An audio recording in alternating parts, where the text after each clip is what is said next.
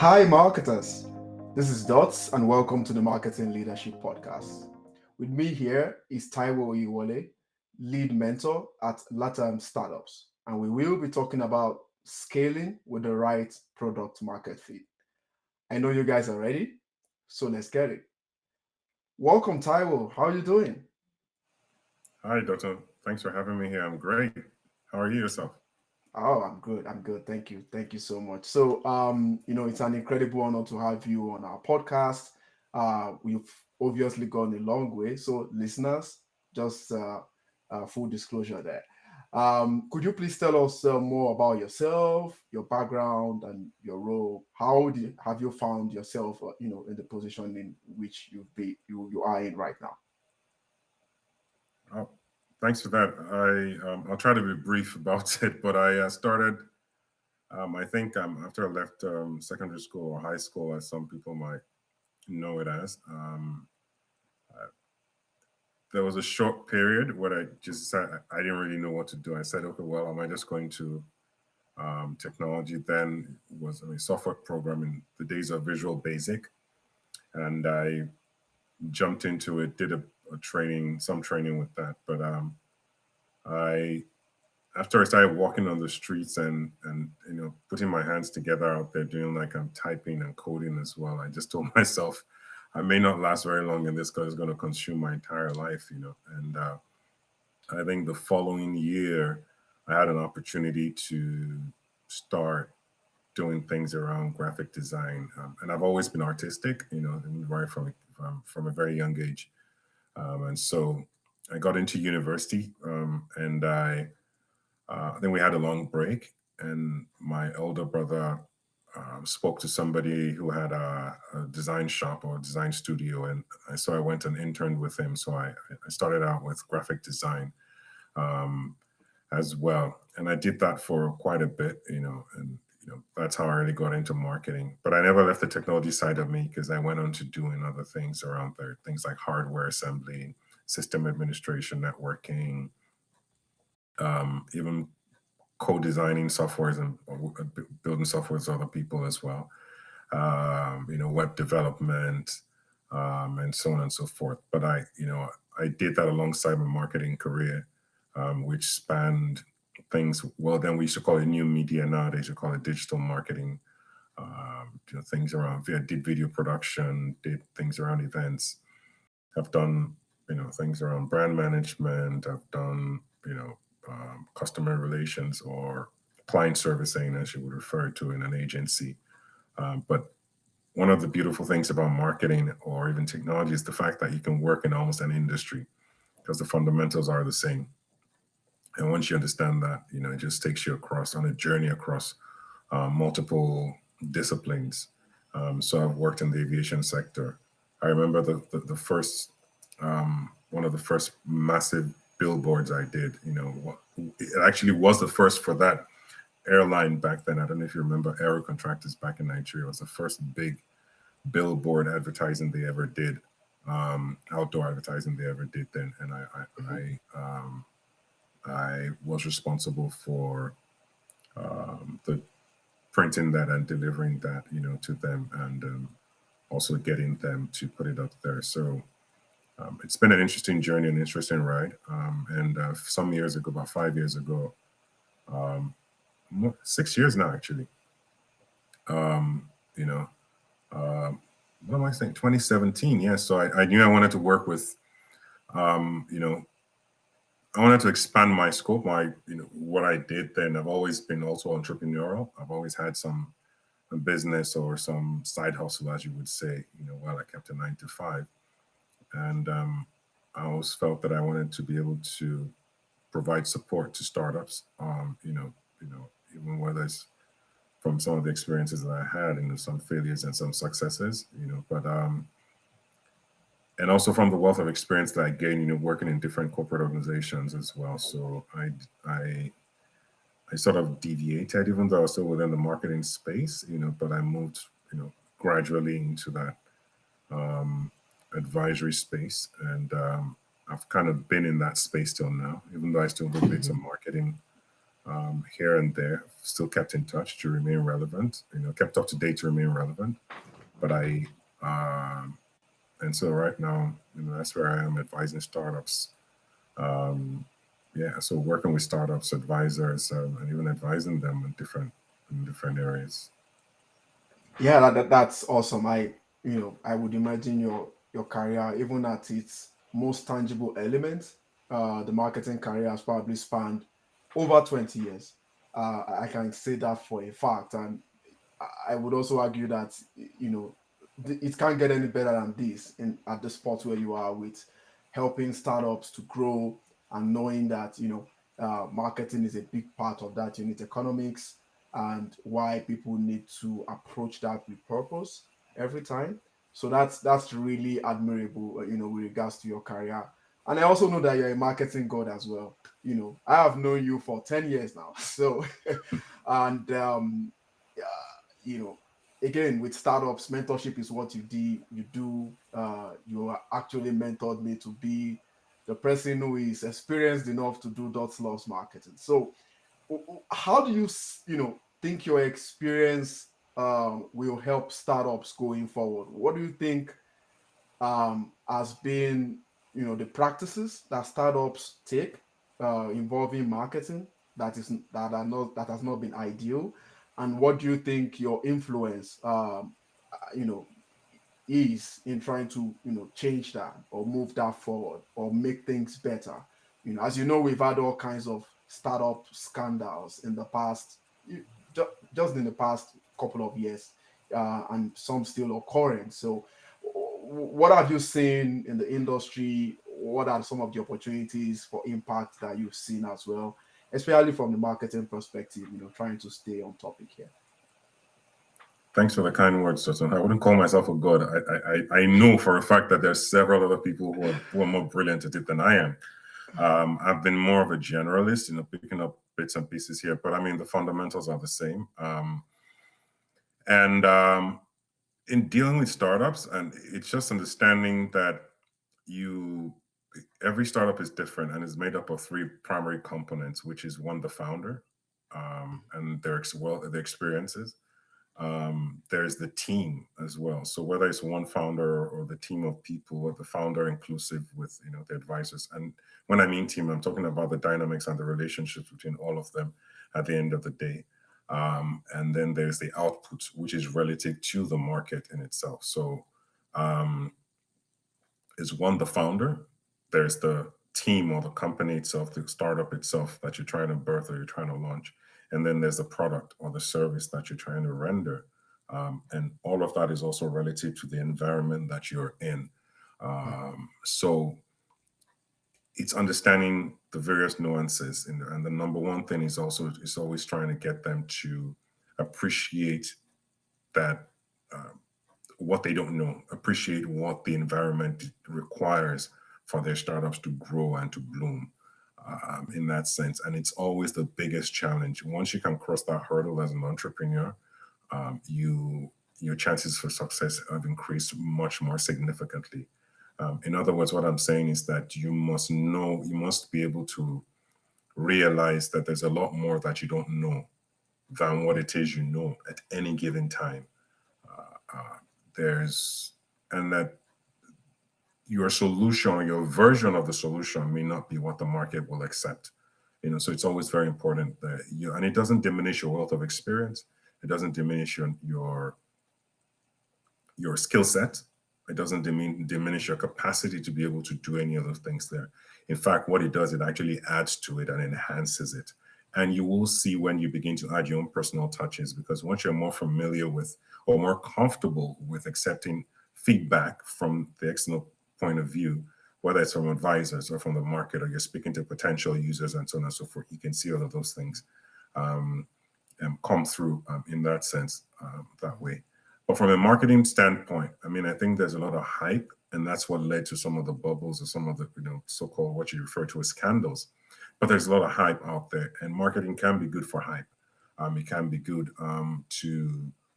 uh, good for you to sort of launder your image or the image of your brand and so on and so forth. But there's nothing worse um, than marketing something that doesn't, it's not 100% there. There's nothing worse than marketing or developing an industry or a sector that is still at its very nascent stages. And I see that with even with Chat GPT. There's a lot of Mhm. hype around it, but there are some people speaking about the potential in terms of potential dangers or pitfalls that we might fall into, going into artificial intelligence, and that's very important to pay some attention to, in Mhm. that sense. And a lot of this hype and so on and so forth is one of the that's marketing directly or indirectly. At the end of the day, it's about creating a desire for people to want your product or service, in that sense. So there's that. There's a lot of hype out there. One of the things I also see that a lot of startups also make is the fact that they want to do too many things at the same time with regards to marketing. They want to do too many things with limited budgets. You don't need to be on every platform. You don't need to use every medium or every channel of marketing to be able to push your product or service out there. It's not a must. For example, there's this analogy that I use with regards to social media, which is probably the most um, popular digital marketing avenue right there out there right now. And Mhm. it's the fact that the way you communicate on LinkedIn, for example, is not necessarily the same way you communicate on Instagram. Messaging might be the same, but the context of that messaging might vary. And the reason is because the way people consume information on LinkedIn is completely different from the way they consume information on Instagram. And then I'm not talking about just scrolling through and reading through. All that are just the characteristics of what social media is. So you either have a picture, a video, and some text, and so on and so forth. That's the combination. That's the form in which it comes. But in terms of consumption, it means the mental state of people at the time they do that consumption. So when people are on LinkedIn, you can find them by their government names, which means their official names as it is on their birth certificates. But when you're on Instagram, it's almost impossible to find a lot of people by their real names on Instagram. They were designed deliberately for to have those things in mind. Whereas LinkedIn pays, recognizes that you do have a government name, and it's for more formal, official, um, you know, types of relationships and so on and so forth. Instagram, on the other hand, is way less formal than and than LinkedIn would be. So, and I try to, one of the ways to appreciate what kind of platform you're on, when you're on it, and so on and so forth, is to look at physical points of convergence. Reasons why people come together. So I liken the LinkedIn to like a typical business club. Um, that could be anything. It could be an elite club. It could be a a business club for maybe an airline business club or something with some points, point loyalty system that's for an elite crew Mhm. of people. Um, Instagram, on the other hand, will be your typical lounge, like from a lounge to like maybe just your traditional nightclub in itself, where you go dancing and you dance through the night, you have drinks and so on and so forth like that. Because it's all about the glitz and the glamour. For that, it's about relaxed. You're not really there to talk business. You're there to just have fun. Forget your worries and just move on from that in that sense. Mhm. So when you're in a lounge in a nightclub, the way you dress will be completely different from the way you would dress when you're in your office or in a Yeah. business club meeting at the end of the day. And the kind of language you use, the kind of conversations, kind of communications, you would have, even the kind of food that will be served at certain events or functions that you go to office, they're kind of different.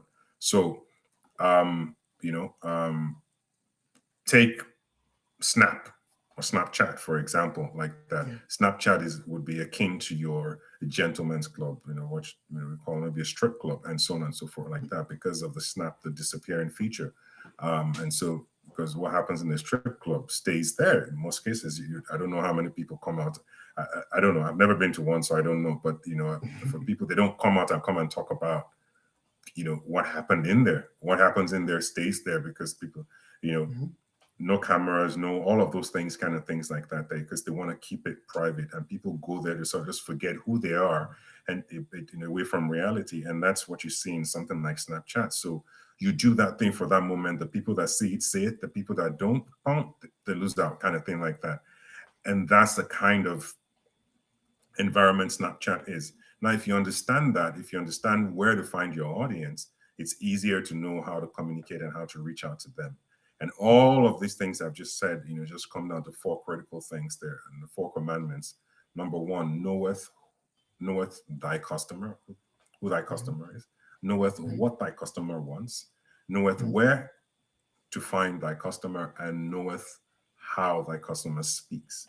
And Mhm. once you understand those four critical things um, as a basis in any marketing endeavor, then it's easier to be able to reach them and develop craft a good marketing strategy. Whether you're a one deal startup or you're a 100-year-old organization, I think that's where everything starts from. Yeah, that's awesome. And of course, listeners, you probably think, oh, there's so much value to unpack here. But just to give us some summary, some of the things you guys need to, take into cognizance based on what Taiwo has said is, first of all, if you are a startup or a startup, a marketer helping a startup, you don't try to do everything at the same time. I think that's a completely legit advice because I also follow the CEO of Slidebean. I'm sure you're probably familiar with that brand. They make decks for startups in the Silicon Valley area, helped people raise over 300 million. And it was also very specific on this as well, which is you need to understand, again, back to those four laws you mentioned, and that will inform the kind of club, if we're going to use that club analogy now, the kind of club that you want to listen to. I would also like to remind us listeners or viewers about the hype that was also mentioned. So ChatGPT is here, but let's also remember, the EEAT rule that Google is using, that looks at things around relevance, looks at things around authority, and so on and so forth. Things that are not as automated right now, or may not even be automated in a long time. So it's important to, yeah, embrace trends. However, make sure that that trend fits into your roadmap, fits into your strategy as a startup, or GE calls themselves the 100-year-old startup. So regardless of where you are as a marketing professional or an entrepreneur, it's basically making sure that there is purpose. We are connecting the dots. We say that a lot on this channel, and we are making sure everything points to success. So moving on here, you mentioned something about knowing your customer, and I would like us to dive into that a little bit. Looking at target personas and their path to purchase. How do you typically work with startups to deliver insights on how their offerings is targeted towards an audience segment? How do you help that product market fit, to put it directly? So it's a combination of different things, and understanding your customer sometimes takes time. Never mind the tautology.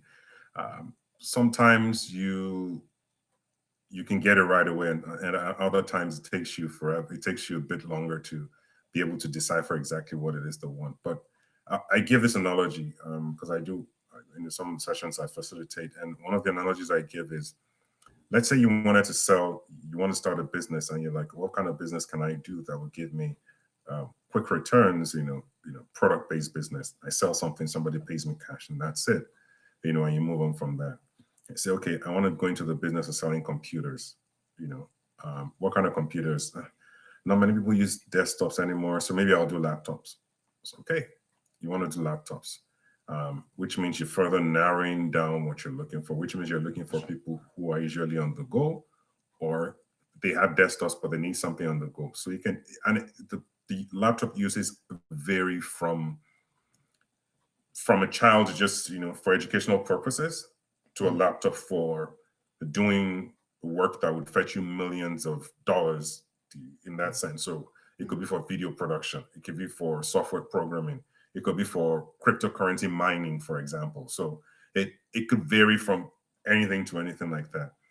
And narrowing down based on what your internal capabilities are, which is where you start from, to say, what do I have capacity for? Because if you want to go to the extent of people who are doing laptops or cryptocurrency mining or even gaming, high-end gamers and so on and so forth like that. Actually, most high-end gamers will probably build their own desktops and build their own computers off the curve. But for people who are mid-tier and maybe they need something on the go, they might look to you if you have certain offerings, but realistically, very serious high-end gamers that earn a lot of money from this will build out their own rig. So you kind of crossed out some segment of that market by doing that. And why I'm saying so is that if you don't, you need to do some research to find out the length and breadth of who needs or who are the people that typically use laptops. I'm sure there's some research there online somewhere or through some research done publication that shows you trends, who's buying laptops and why they're buying laptops and where, what age demographics and so on and so forth like that. To people buying laptops for just going for presentation during consulting, and then you want something small, nimble that they can use to plug onto, their for their presentations as well. To people that need laptops for maybe they're doing a project, they're going to use it for 1 month and then they're going to throw it away at the end of the day, and so on and so forth, like that. You're going to have to worry about things like software licensing for some of those. You could worry about that if depending on the kind of service you're providing, if it's a one-off service or if it's all-inclusive service, depending on what kind of thing you want to do and so on and so forth. But once you narrow down on the niche of the kind of people that you want, that it also partly answers the second question, which is, what do your customers want? So the first one is who they are. People who want to buy laptops. The second one is, what do they want, which means what kind of laptops do they want? And that's after you've narrowed down on who your customer sort of is in that sense. So what kind of laptops do my customers want? Are you focusing on people who are doing into consulting? They want something nimble they can carry with them. Are you focusing on families who are looking to buy like Chromebooks or laptops for their children for educational purposes? Or are you focusing on people who are using laptops for gaming? Or are you focusing on people who are using laptop for work and so on and so forth like that? At the end of the day, like that. And once you narrow down on some people want laptops that are just rugged. They don't care whether it's ugly or whatever, but they want laptops that can fall down and won't break apart. Some people are looking for laptops that are all fancy and so on and so forth like that. Some people don't need laptops with a lot of memory. They just want it for some people want laptops just to watch movies. You'll be shocked, so just something they can use to watch movies and so on and so forth, at the end of the day. So once you narrow down on that, then it's okay, where do I find these types of people? And it doesn't have to be one particular segment of the market. You could do multiple segments of the market. Again, like I said, you need to look at your internal capabilities financially, logistically, even in terms of working with partners and supply purposes like that. And this is using the example of a laptop as well. So how many brands do you have? Can you partner with, or can you get supply from? How easy would you be able to get the supply, and how easy would it be for you to fulfill those shipments to them and so on and so forth? So all of those things you need to look into. And then your financial capabilities as well, in terms of being able to warehouse and store those things. And then now the question now is, where do I find these types of people? So let's say you've narrowed down on two segments. And these two segments are for students who are they're transitioning from high school to university. And then you say, I want to sell these laptops to them. Bear in mind, these children may not be able to afford these laptops themselves. So the people you're actually trying to sell to are their parents or their guardians. That's right. So you need to take that into account. So that's one segment. And then you have people who are buying laptops for their entertainment they're gamers, but they're more for entertainment, not necessarily for monetary or they're not necessarily competitive gamers, so they're not necessarily making money from it in that sense. But the entertainment gamers, they love their gaming and they want something they can use to do work and do that as well. And then maybe the third one might be, which is very closely related because they use similar hardware, could be video editors, people that edit videos, or people who are into animation, maybe even to software development, and they're doing some pretty heavy stuff like that. And then, so where do I find these kinds of people? Those are the things. Those are some of the things you want to go to, maybe educational fairs, career fairs, or maybe schools like some of these universities have some of these kind of fairs that they used to recruit, to try and talk about what they're doing and so on and so forth. Maybe those are the kind of places you find them. Maybe you want to reach out through student union bodies and so on and so forth, and different kinds of people you want to reach out to. Maybe you want to join different gaming groups on Facebook, or different social media platforms, just to be able to reach out to them as well. And you want to go through some of your personal networks and start with those referrals. Either way, your personal networks are usually the first place to start. And then once you find out where they are, then you understand how communication is done in those channels. So, for example, if I were to go into I mean, I don't know. So let's take face baseball, for example, like that. I've seen it played a dozen times, a ton of times. I don't particularly understand everything. I know what a home run is. I know what a strike is. I don't understand this, but I don't understand it extensively enough to be able to speak about it. But I do know that there's certain nuances, there's certain lingua, and so on and so forth like that go in those communities when you're around people, talking baseball and so on and so forth. They're making certain references to certain things like that. How do you connect into those things using that understanding to be able to pass across your message and your communication? Now, the messaging could be the same across board. Don't get me wrong. Or let me put it this way: the same person you're trying to sell to is a baseball lover, but that person also works in a technology company. That's That right. person also that person also goes to church. And that person uh, you know has children in a recreational center that they go every weekend, for example. Now, let's take all these four locations as four different platforms. Their office is LinkedIn. Their um, their baseball, attending baseball games and stuff like that is YouTube, and that's when they're on YouTube or maybe even TikTok. Their going to church is WhatsApp or Telegram, and their recreational place where they go to, whether it's YMCA and so on and so forth like that, is your typical Facebook in itself.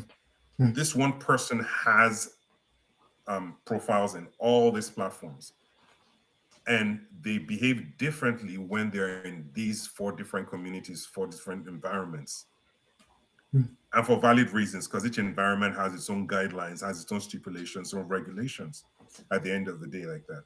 And so if you were to interact with them in any of these four locations, you would interact with them based on the guidelines specified within those communities and those environments, in that sense. You don't just keep following them all around and saying, buy my laptop, buy my laptop, buy my laptop. It's not going to work. Maybe at the office you can do that because they don't have enough time to do that. But if they're with their children, where their children are swimming and so on and so forth like that, they've got a bit more time, but you're also stealing into their family time, and so they may not be able to pay as much attention to you. If when you're playing baseball, maybe you then have more time, and to be able to speak with them because you understand what their nuances are and so on and so forth. If they're in church, their mind is probably on something else. Maybe lunch after church could be something else that you could consider. But my point is this: in communicating and reaching out to them, that it already takes us to the fourth point. So you found out where they are, and you found out how communication, understanding how the communication happens in each of those locations in that sense. So, and that's why if you create communication, create stuff, it's the same messaging, which means buy my laptop, but it's spoken differently in each platform. So on LinkedIn, you could say to them, oh, power yourself into productivity in 2023 with this new Dots Love PC and so on and so forth. And then you put all the specs there. You go on Instagram or Facebook, you're saying, oh, power your family through 2023, with this Dots Love, PC series. There's one Yeah. even for the children. And Yeah. Unique value So for proposition. exactly, you're reaching out to them because you talk about recreational centers, you have families there, and so on and so forth. And that's one interesting thing. That's why you don't have teenagers on Facebook. Well, they're there, they're not really active because they don't want their parents or the guardians seeing what they're doing on social and Facebook. That's why they're constantly looking for other places where they can be isolated in that Mm, sense, like that. And that's what happens in typical recreational clubs and so on and so forth. As I remember when I was younger, those you don't want your parents being in your space at those times when you're doing those things like that. mm, So yeah. um, that's how you build a buyer persona. It's not, and it's really just latching on all the other elements and saying, okay, what are the typical things that happen to somebody? Okay, the person is a family man or a family woman, and so on and so forth like that. Is the person are they married or are they single? Are they single? Are they bearing their responsibilities all alone? So all of Mhm, those things you then layer it onto it. What's their age like, and what kind of level and responsibilities they have in their offices, and so on and so forth like that. mm, To be able to know how to make and you draw an average from that, from all of that data, and once you have that put together, then you can have your persona for each individual trench and then know exactly how you want to communicate with them. And the way you communicate with the gamer is different from the way you would communicate with somebody who is buying a laptop for purely consulting purposes, or somebody who is even doing video editing. It's completely, so, but it's the same message: buy my laptop. this is just awesome. And for us listeners, if you haven't subscribed, then you should, because this is premium content. And I'll tell you guys why. Now, Harvard, I don't think they could take credit for this, but the Harvard Business Review popularized the concept of the job to be done. And what they are saying is that when you're finding product market fit, focus more on the psychographics rather than the demographics. What many marketers, even till today, still do is they prioritize on the demographics first, their age, where they are located, and some other now generic uh, pointers or factors or signals, rather than the psychographics, which is what Taiwo just explained right now in terms of who they are, what they want. What they want is the job to be done, right? I want a laptop that does this. That's the job to be done. Then going down to where I can find them. Again, if you look at how Taiwo broke that down, it didn't talk about, oh, do a spray and pray on YouTube or do a spray and pray on all social media channels. Using the social club analogy and working his way from the bottom of the channel, which is where main impact is always felt, up to the top. So if you are a marketer here, who, whether you work with startups or not, I think the same rule applies in terms of finding this product market fit and looking at ways to get the target audience that you want. And for startups, this might definitely delay what we call the MVP, but you need to know, just as Taiwo has said, that finding the right product market fit or the right audience takes time. It's usually 75% strategy and research and 25% implementation. Because when you get to that implementation, you get more results than someone else who had swapped the process over by prioritizing more on the implementation and doing 25% strategy. So with that said, Taiwo, if you look at there is the concept of the customer acquisition verticals in the startup world, especially the marketing verticals, like mobile apps, podcasts, special communities, B2B e-commerce. If you're an e-commerce store, you want to launch on Costco, you want to launch on Shopify, you want to launch on Amazon.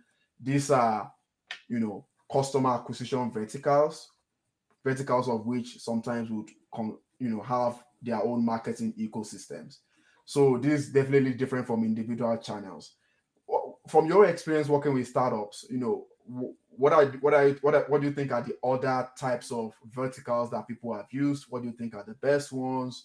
What do you think are the other kinds that people need to consider going forward?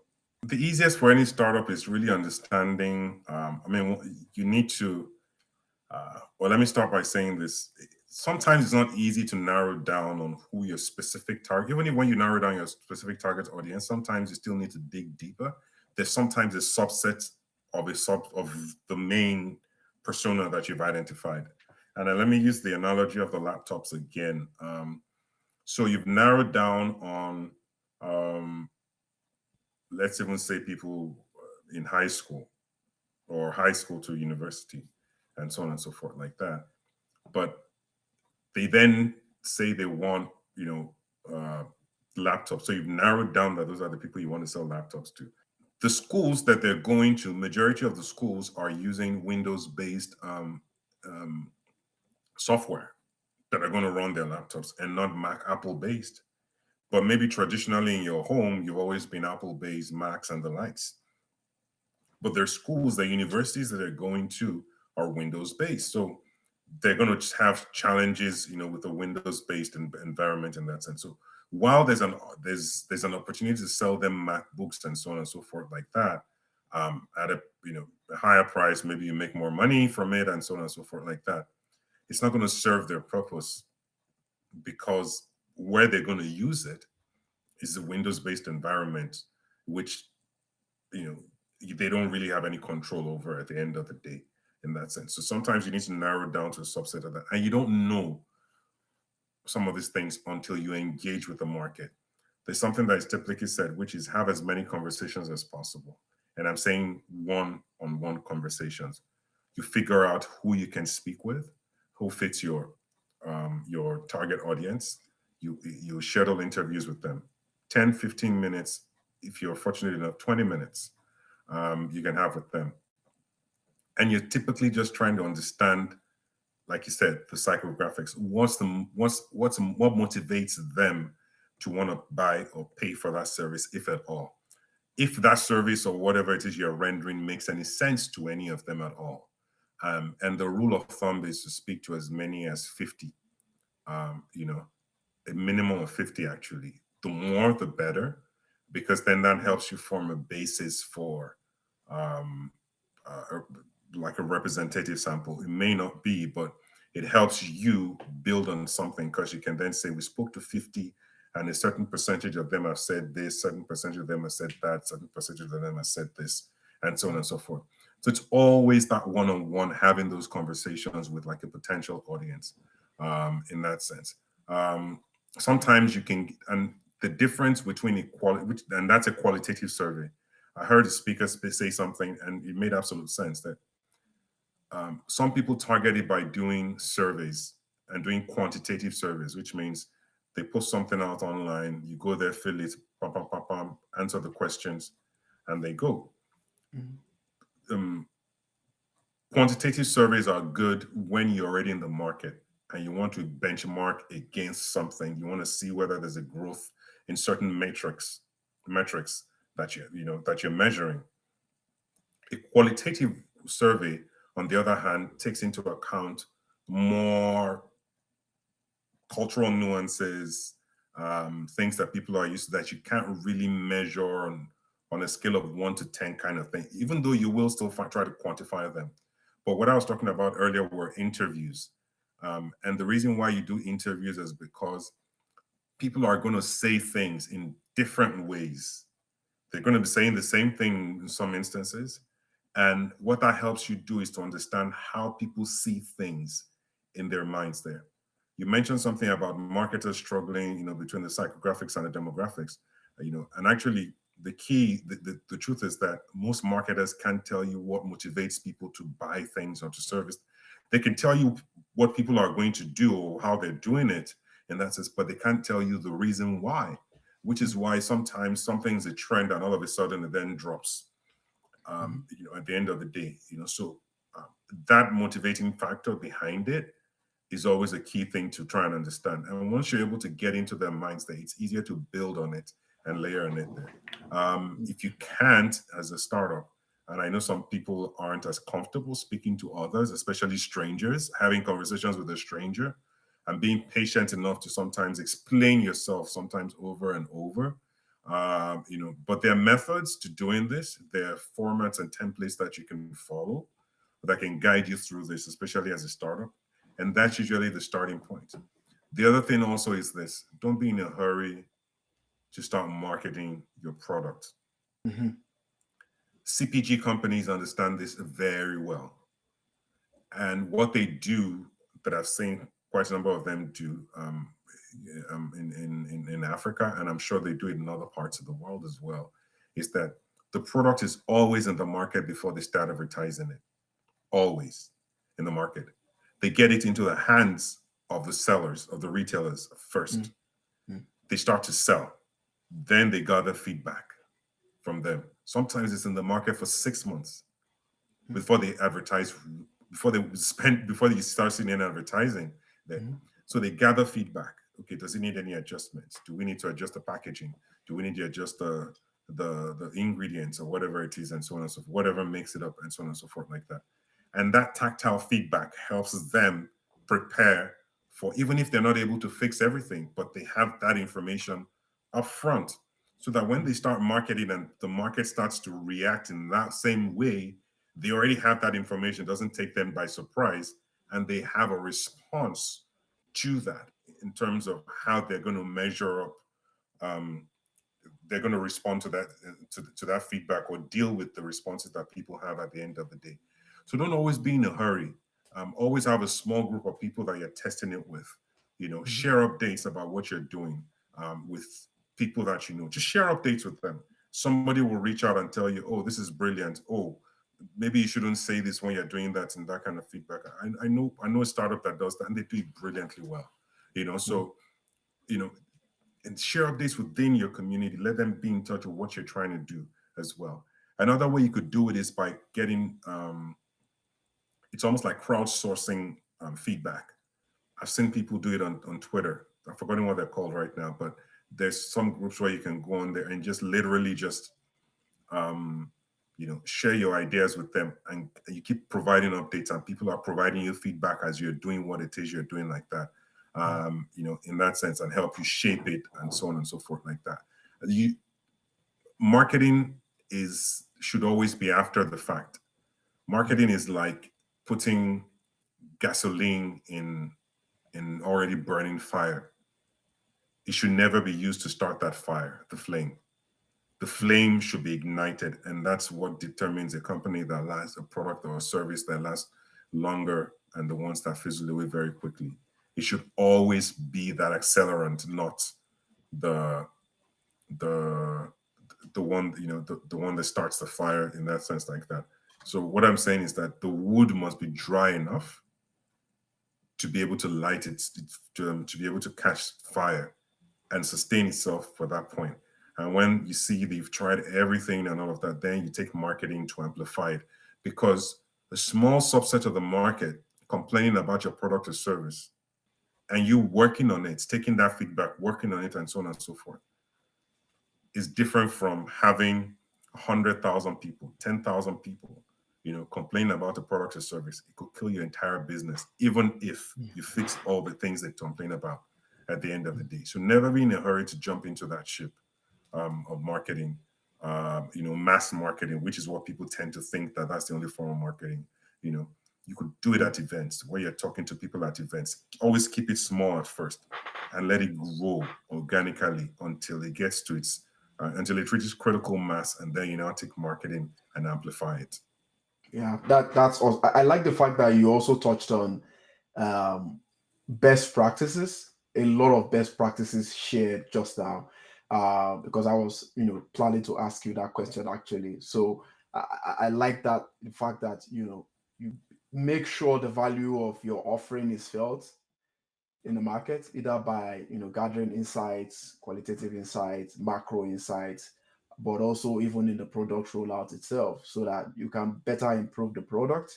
I think this rule still stands, which is, if the product is good, it will often sell itself, and then marketing can always be a leverage to that. So really appreciate the fact that you shared some of the best practices there. I would like us to dive deeper into channels. You did mention that again to our listeners. It's not just about what to pick or not what to pick, it's what really fits, whether it's channels or insight. So B2B podcasting is really the the it's the focus or the engine through which this podcast run. Now, I'd like us to talk about that briefly as we round up here. But so business messaging in general, from your experience with startups, what are the different ways that they've approached business messaging? Now, I'm talking about business messaging from trying to reach out to whether it's prospects or customers at every decision making process, or even using different channels, whether it's Facebook Messenger or WhatsApp, or even articles from a B2B perspective, or things like LinkedIn, a lot of ABM tools out there. From your experience, how have you seen people using B2B, especially personalized B2B marketing in general? And what are some of the examples of the channels that they've used? I mean, the B2B marketing is a bit more, it requires a different set of skill than B2C marketing, which a lot of people, might be more familiar with, particularly Yeah. with the advent of social media and email marketing at the end of the day. And the reason is simple. The decision-making organ in an organization or a business is completely different from the decision-making organ with an individual. So if you want to sell something to an individual, maybe that person will speak to one or two other people to just get their opinions about it, especially if they don't know anything about it like that. Then, and they take a decision and that's it. They move on from there fairly quickly. They don't require too many checks and so on and so forth. Or the person just takes the decision and says, "Oh, I like this thing," and then they buy it or Mm. subscribe, and that's it. But with an organization, you have the decision-making organ can involve multiple stakeholders Absolutely. and multiple levels at multiple levels. You'd be surprised that things as simple as um, even subscribing to a free service can require multiple levels of approval across multiple stakeholders Yeah. in one Yeah. organization at the end of the day. So engagement on a B2B, like I said, requires specialized skill sets. It requires you understanding what drives that organization. What are their pain points at that point in time? Because ultimately, what you're trying to do is sell to them or help them sell better. So if you Mm. find what those kinks are, those challenges are, then you can target your solution at them. For example, B2B podcasting, because there's a podcast for almost anything out there right now. So how do Mhm. you differentiate yourself, in that space? It then comes with the content. It comes with the delivery of the content, and it comes with also how both work together in achieving the objectives of the client.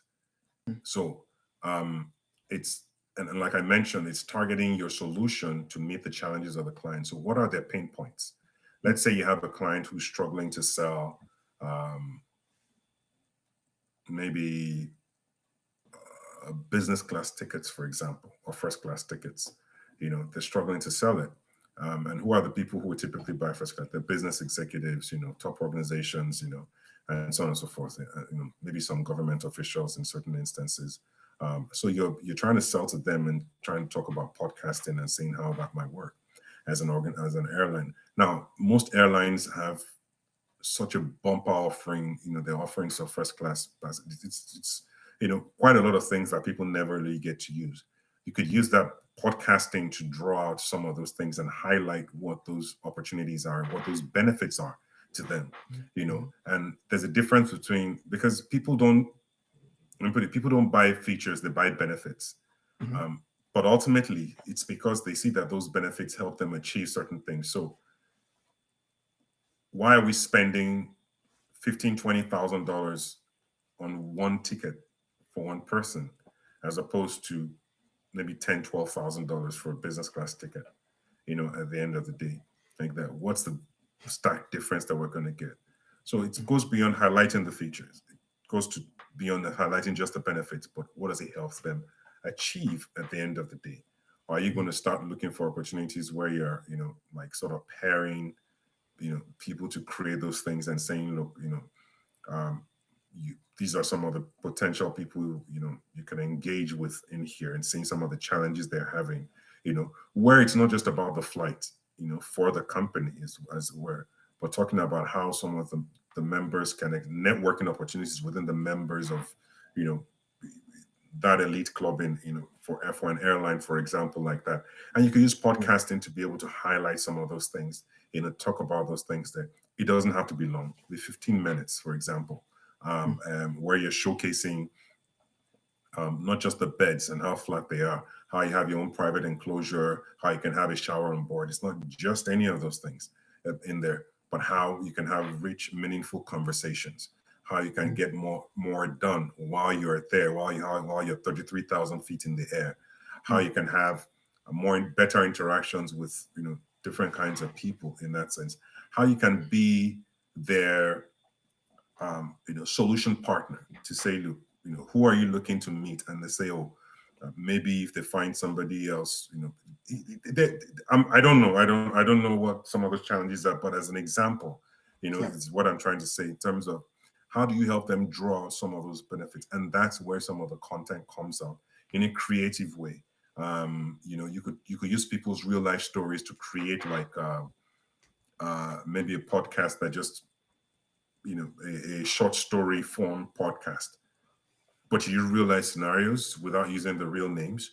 You build out stuff around that executives can watch, they can see, and can see the value in that. You can make it a docu series, for example. Something that they're able to listen to, and glean from, and take an understanding to. So B2B in itself is very, like I said, highly skilled, but the critical thing for B2B is understanding their pain points. If you don't understand their pain point, you're just trying to sell them what it is you have in that sense. It could require a lot of resistance. And also B2B sales takes time. Takes time. It's not an overnight thing. Again, because the decision-making organ is not one person in most cases. Even if at the end of the day, one person will take the final decision, but it goes up a chain, or goes horizontally across a chain. And it's an understanding that I always having a backup plan that requires constant communication, constant interaction with them, and, being patient with them, when you feel like the thing is fading away or fizzling away again, boom, you find something to be able to touch base with them at the end of the day. They tell you typically most business to business sales could take you maybe at the earliest 6 months. Some are as much as 9 months. Some could take you 1 year, some 18 months, some 24 months, depending on the size of the transaction. So it takes time. The offering has to be rich enough to be able to be worth their while and their time. And, ultimately it's you being able to ensure that will help them with their pain point. It's a very, very, very, critical thing. And it doesn't matter how good your solution is. It doesn't matter how brilliant you think you are. If it's not meeting their pain point, then there's no value to them. And ultimately it's that value creation that you need to find. And sometimes it takes time. Sometimes I've seen a startup actually offer their services practically for free and say, look, we're building this. We don't know 100% how this will work out because we're sort of not new in the space, but we don't have all the insights we need. So we'll work with you in doing this. We'll gather all the data. And later on, once we stabilized everything, we'll then let you know how much we'll charge you for it at the end of the day, like that. And so company finds value in it. They say it's okay. They write them a check. That's it. So, and we're talking 1 year down the line, 18 months down the line. It's not so. There are different routes to it, depending on what you're selling and what you're offering. But it's always that engagement and figuring what their pain points are. So, and sometimes you can't even fix their pain points right away. You can't do it externally. Sometimes you have to be in there, embedded in them, inside their organization to figure it out at the end of the day. And startups need to be open and willing to do some of these things, just to be able to cross that hurdle. Because once you do, then you start to scale from there. Yeah, that's again very, very insightful. Like you mentioned the word there, embedded. So even in marketing, startups and marketers should be able to think about embedded marketing for B2B, looking at, which marketing addresses pain points at each decision making level up until the final closure. I like the fact that you approach this from a best practice perspective, saying, there's no other fast rule on what medium it is that we need to use for B2B, for example, but it's really about the best practices. And it also reminds me of what you said at the beginning of this, saying that marketing allows you to work with different industries. Using a podcast for an airline, for example, might sound a little bit crazy for some, but if there is enough insights to support that, based on everything we've mentioned for product market fit, then definitely it's something that would work, and then that becomes a trend that others follow. It's been quite an interesting time. I think this is a very unpopular topic because people like the flashy stuff, but I encourage you, listeners and viewers, that if you follow this to the letter, you might be able to create more value for the business that you manage from a marketing perspective and even do well for your careers as well. So, as we conclude this, I just wanted to ask you, Taiwo, where do you think marketers can, or even business leaders can find you if they need help scaling their startups, most especially, but also if they need help with their marketing, the kind of marketing that helps companies to grow and scale. Well, the first thing I would say is they find you, they find me, but That's true. uh, yeah, I mean, on LinkedIn. I mean, I think my contact details are on LinkedIn. For contact info on LinkedIn, and yeah, so send me a message on LinkedIn, or you can send me an email, and you'll be able to reach me easily. All right. Guys, you can just search Taiwo Oyewole on LinkedIn, and we also have links to this as well on once the podcast, on the podcast channels, on my website, and some of the other details. So thank you, that everyone. That's all we have for today, and thanks for listening. There will be more episodes on dotslovesmarketing.com. That's dotslovesmarketing.com. Don't forget to subscribe to the Marketing Leadership Podcast on Apple and Spotify. Till next episode, connect the dots. Thank you for listening to the Marketing Leadership Podcast, brought to you by Dots Loves Marketing.